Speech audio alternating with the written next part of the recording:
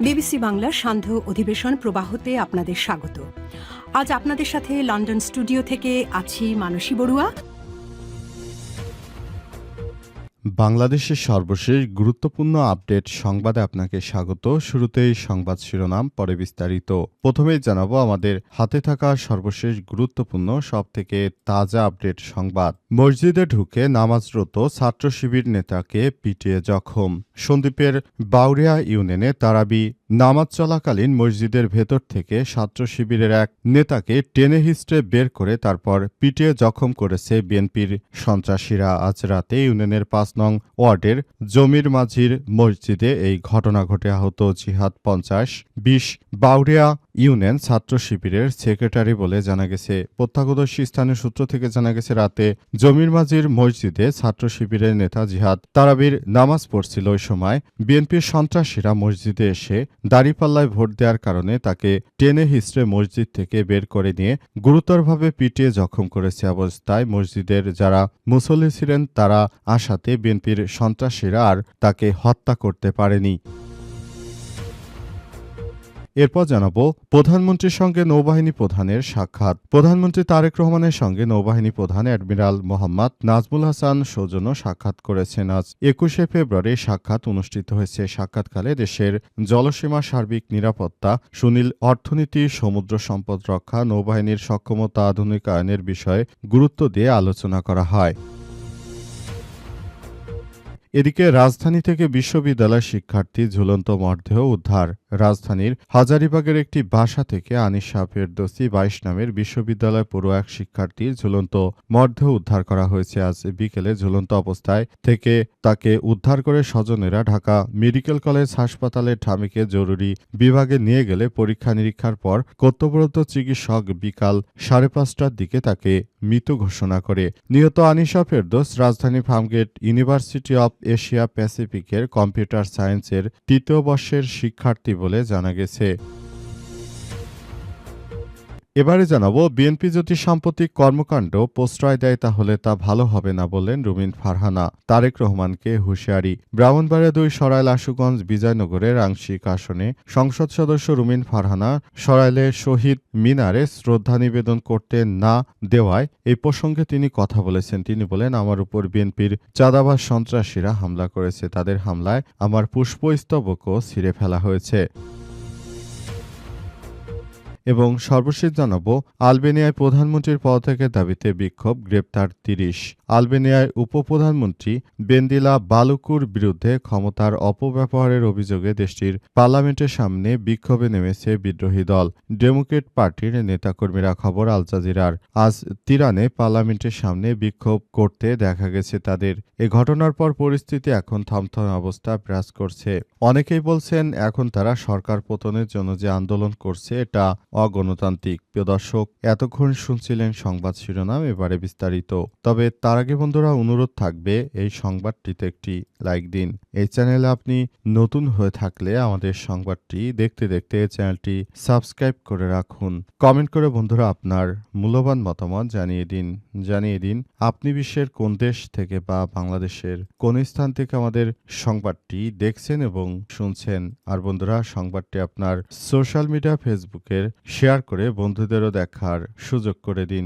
গাজা যুদ্ধে আপনি যদি নিরীহ ফিলিস্তিনিদের ভালোবেসে থাকেন, কমেন্টে ইয়েস লিখে পুরো বিশ্বকে জানিয়ে দিন। এবারে বিস্তারিত। মসজিদে ঢুকে নামাজরত ছাত্র শিবিরের নেতাকে পিটিয়ে জখম। সন্দ্বীপের বাউরিয়া ইউনিয়নে তারাবির নামাজ চলাকালে মসজিদের ভেতর থেকে ছাত্র শিবিরের এক নেতাকে টেনে হিস্ট্রে পিটিয়ে জখম করেছে বিএনপির সন্ত্রাসীরা। রাতে ইউনিয়নের ৫ নং ওয়ার্ডের জমির মাঝির মসজিদে ঘটনা ঘটে।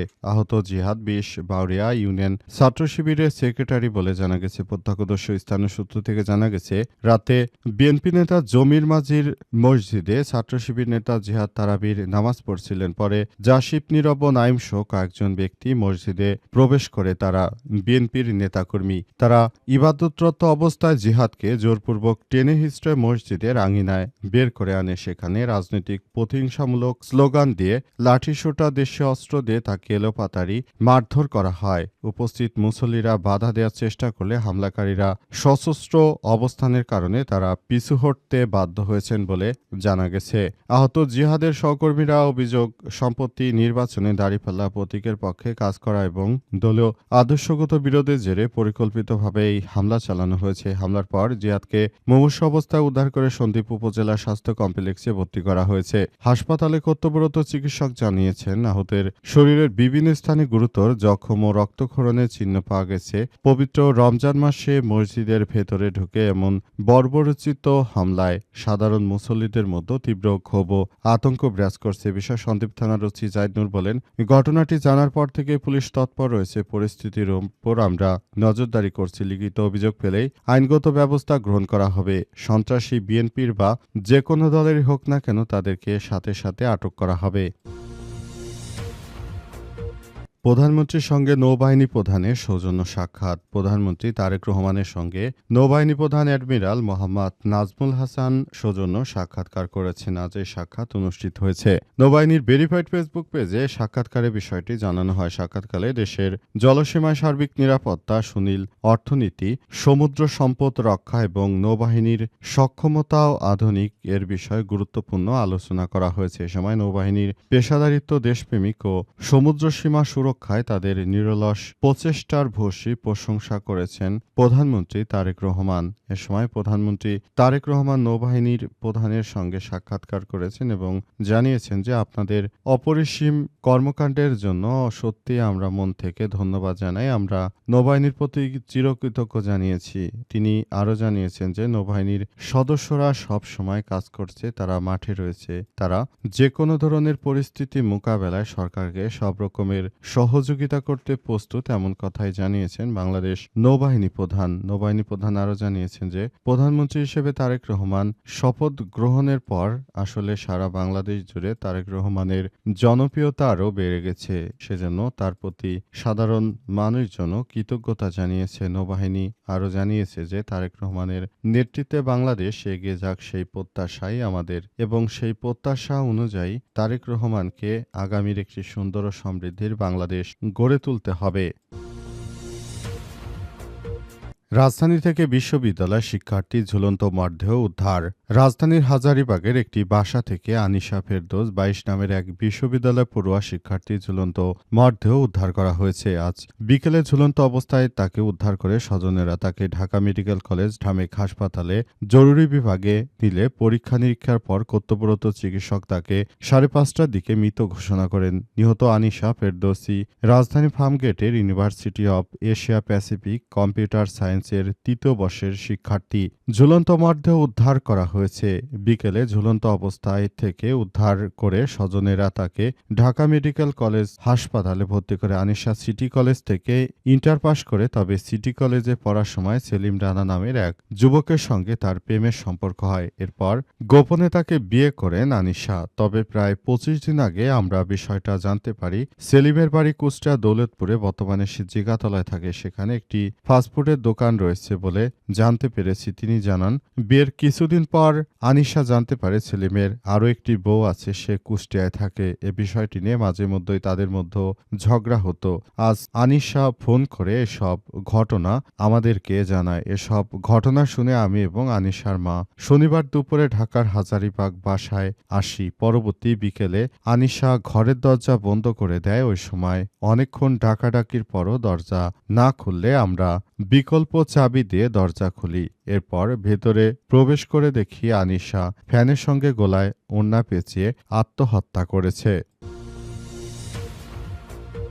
বিএনপি যদি তাদের সাম্প্রতিক কর্মকাণ্ডকে প্রশ্রয় দেয় তাহলে ভালো হবে না বললেন রুমিন ফারহানা। বিএনপির বহিষ্কৃত নেত্রী এবং সংসদ সদস্য ব্যারিস্টার রুমিন ফারহানা বলেছেন, তারেক রহমান দীর্ঘদিন বিদেশে থেকে এখন দেশে এসে নিজের দলের নেতাকর্মীদেরকে রক্ষা করতে পারছে না।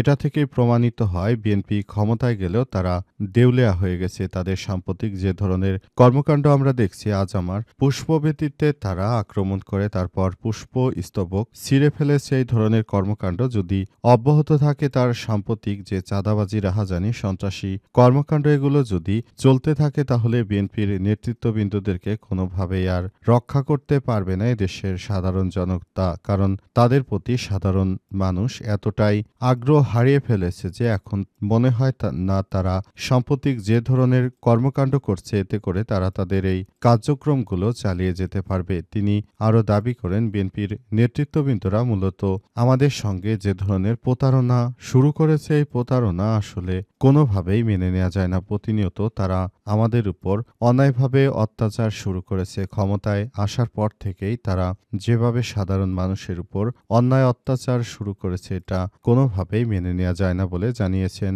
রুমিন ফারহানা। তিনি আরও জানিয়েছেন যে দেশের মানুষকে এখনই এসব বিষয় নিয়ে আরও বেশি সচেতন হতে হবে। তাদের এই সন্ত্রাসী কর্মকাণ্ড রুখে দিতে হবে। বাংলাদেশের প্রতিটি মানুষকে সব বিষয় নিয়ে এখনই এগিয়ে যেতে হবে বলে জানিয়েছেন তিনি আরও জানান যে দেশের মানুষ এখন আর আগের মতো নেই। সবাই যার যার জায়গা থেকে অনেক বেশি সচেতন হয়ে গেছে। সুতরাং এখন যদি তারা এই ধরনের তাদের কার্যক্রম বন্ধ করতে না পারে, সেটি আগামীতে দেশের জন্য আরও বড় ধরনের সমস্যা ক্রিয়েট করতে পারে। যে সমস্যাগুলো আসলে হবে, সেই সমস্যাগুলো থেকে বিএনপির নেতৃত্ববৃন্দরা সেটি মোকাবেলা করতে পারবে না। তখন আবার সেই পালিয়ে যাওয়া স্বৈরাচারের মতোই তাদের এই একই ধরনের কার্যক্রম বহন করতে হবে বলে মনে করেন রুমিন ফারহানা। তাই তিনি বিএনপির নেতাকর্মীদের উদ্দেশ্যে সব কথা জানিয়ে বলেছেন যে তাদেরকে এখনই তারেক রহমান যদি সামাল দিতে না পারে, তাহলে ভবিষ্যতে তার পতনের দিন খুব দ্রুতই চলে আসবে বলে এমন হুঁশিয়ারি দিয়েছেন রুমিন ফারহানা। উল্লেখ্য, আজ মহান শহীদ দিবস, ভাষা শহীদদের উদ্দেশ্যে যে ফুল দিয়ে শ্রদ্ধা জানাতে গিয়েছিলেন রুমিন ফারহানা, সেখানেই তার উপর আক্রমণ করে বিএনপির সন্ত্রাসীরা।